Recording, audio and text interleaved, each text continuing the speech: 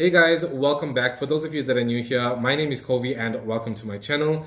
In today's video, we're going to be talking all about the care and propagation for Philodendron Micans. Now, Philodendron Micans is a native species to Brazil, and it is commonly grown as a trailing or vining houseplant. Now, this plant supports a multitude of metallic colors. It's also known as the velvet leaf philodendron. As you can see, the different tones of this plant, it has bright green leaves, it has very deep dark green leaves, as well as the new leaves tend to come out a bit more golden and yellowish on that side. And if you look at the underside of the leaves, it supports a maroon color tone. So it has quite a lot going on for this tiny plant right here. And that kind of explains to me why this plant kind of has maintained the price range that it has asked for over the last few years. This plant has not decreased in price. It's one of the very few plants that has either maintained or increased in price over the years. And I don't blame it, because this plant is absolutely stunning and it's one of my absolute favorites to keep. And this specimen right here, I just want to give you a good view of the specimen.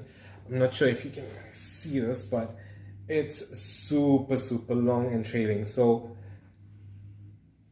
this is about, I would say, just under a year's worth of growth. So I got one of the plants somewhere around in, I think, June, July, and then I received another smaller specimen around about October. So since then, I did propagate this plant around about, I think, in December, and I was supposed to film a video and show you guys the updates on the propagations, but you know, the craziness of December and with the whole COVID pandemic happening, things just got pushed back. And yeah, so I think you guys kind of can understand from my point of view. But I will show you those propagations that I took in December.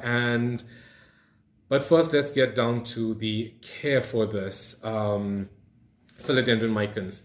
Now, the lighting that this plant needs. Now, this plant does extremely well in extremely bright indirect light. It can tolerate a medium light situation. I wouldn't say low light, but I do see some people keeping this plant in a lower light situation. But as with all my plants, I don't ever keep any of my plants in a low light situation. Most of my plants are always in bright indirect light, and I think that's what they do best in. It's the same concept that I use with my aquariums, is that there's a huge difference between a plant and a fish surviving and thriving. And I feel there's just a huge difference. When you leave your plants in a lower light situation, I feel they just survive and slowly deteriorate. They don't really thrive in those situations. But yeah, bright indirect light will do this plant quite well. But if you leave it in lower light situations, what you will notice is that the internodes will start getting longer and longer. And what I mean by the internodes is the part between the two leaves and the nodes. And as you can see, this is a leaf and a node, and this right here is a leaf and a node. And this in the center is an internode. And if you give it lower light, you'll notice that the internodes start getting longer and the plant starts getting much more leggier. There's this fly that's buzzing around here that's annoying me. But anyways, so bright indirect light for this plant. With watering this plant, I water this plant at least once every 2 weeks. I noticed that it has similar care. It has a similar care guide to Syndapsis Pictus exotica, is whereby this plant does not like to be kept in soggy or wet soil. It likes to be dried out completely, and that's from my experience. So I have this potted up in a aeroid potting soil mix recipe. I'll show you guys an example of that. So this is the type of soil that I have it potted up in. It's very airy, it's very light, and I potted this up in terracotta to help with the wicking of the moisture. So what I generally do is I water this at least once every 2 weeks. I give it a good soaking. I water it maybe about 2 or 3 times, so I know the soil is well saturated, and then I leave it for 2 weeks just to dry out completely. And once it's dried out, which it is dried out right now, you'll notice that some of the leaves will start kind of doing, let me find a good example. Yes, there's a good example. You'll notice that some of the leaves will start kind of curling inwards, and that's when you'll notice that this plant needs a good watering. And once you give it a good watering, it will flatten out its leaves and be healthy again and happy. So we covered the lighting, we covered the soil, we covered the watering, and I think that's about what you need to know for the plant. With fertilizing this plant, I don't generally use liquid fertilizers for most of my plants. I just haven't found a good liquid fertilizer that I enjoy using. So what I do use for now is I use Osmocot Pro Release, which lasts around about I would say 12 to 14 months. So I just add a little bit of that once every year. And as you can see, this is the results that I got. And I did chop this plant back right about here. So this is all the new growth that I've gotten over the last few months. So this plant grows quite fast. Propagation. So propagating this plant is super easy. It's practically like all other vining plants. I do want to cut this plant up, but I don't think I'm going to do it on camera because I do want to chop it up somewhere right around about here, I would think, and then have all this for propagation. So maybe I should just chop it up. Let's chop up one vine and show you guys an example.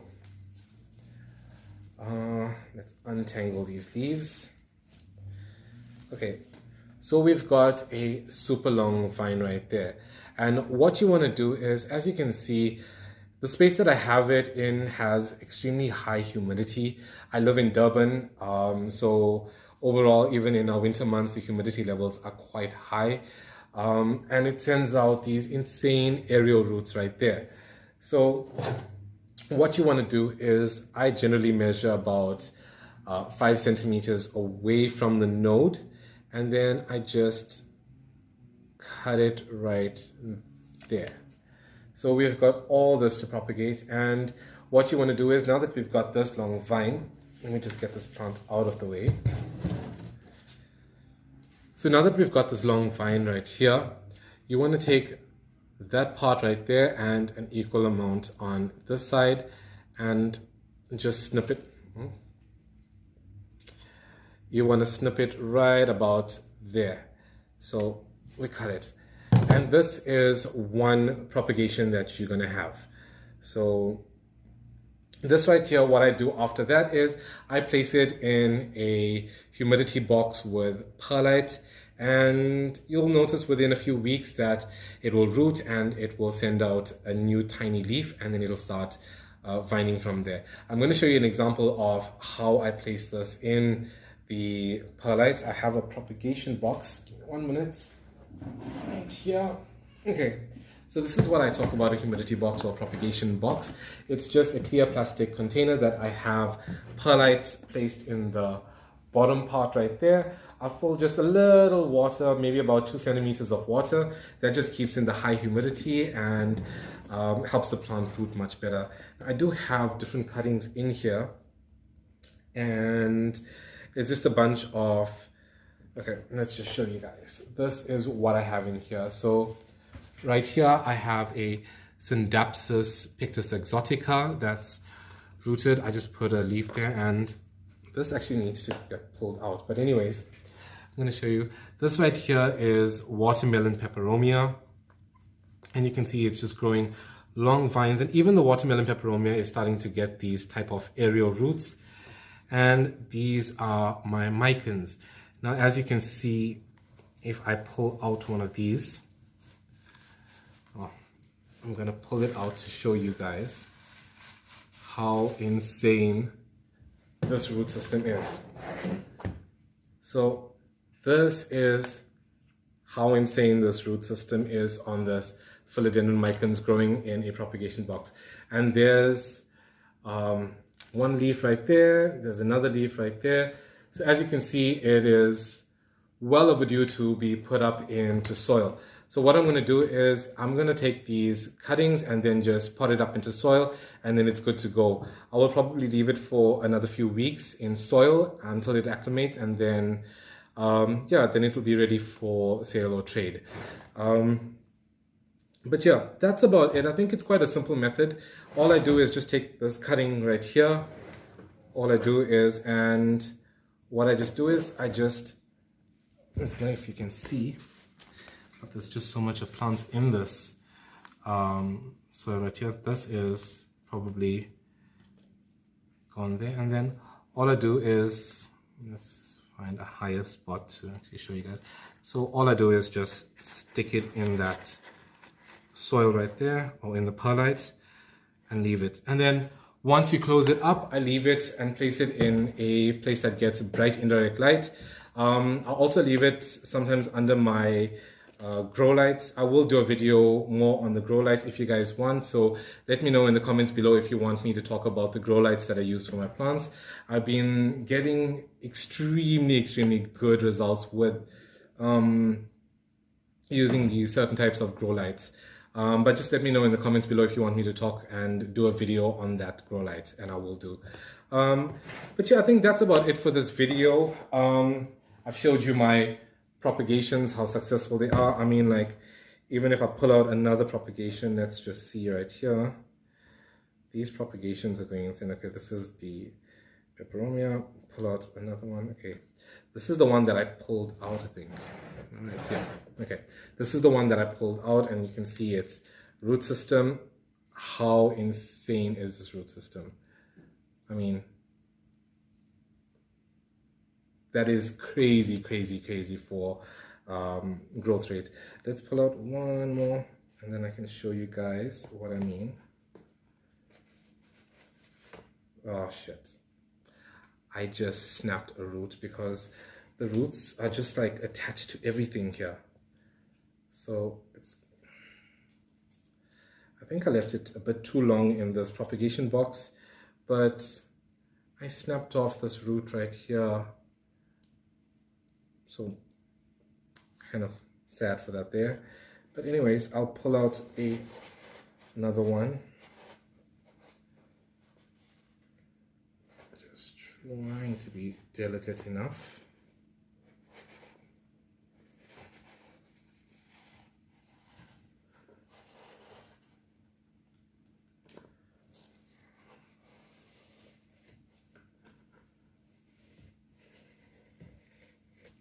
Okay, I broke off more roots, but anyway, it has enough roots. But you can even see this right here. It has plenty roots to go into a pot. So I'm going to pot up all these. I'm going to take this out of the propagation box, and I'm going to place more of the newer cuttings in this propagation box, seal it up, and then probably give you another update in another 3 months time, or whenever I see new growth on this pot. But yeah. Okay, so I think that's about it for this video. I hope you guys enjoyed. I hope you guys found this informative and you took some information away from it. Let me know in the comments below what you'd like to see me film in the future, and I'll get straight to it.